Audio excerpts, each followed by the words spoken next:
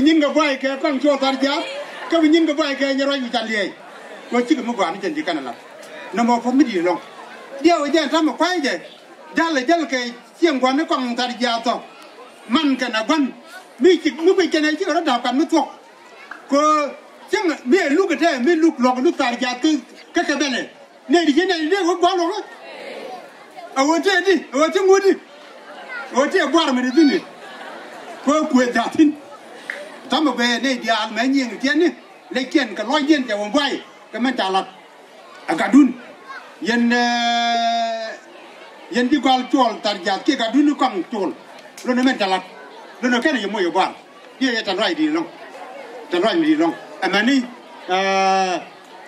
เชี่ยมันนี่ยาวจานพวกนี่ไงไรส่วนไอ้คนแก่ลงดูดูเรามันไงแก่ลงก็วันนี้มันแก่ลงเรามันไงแก่ลงไอ้เนี่ยไรจาน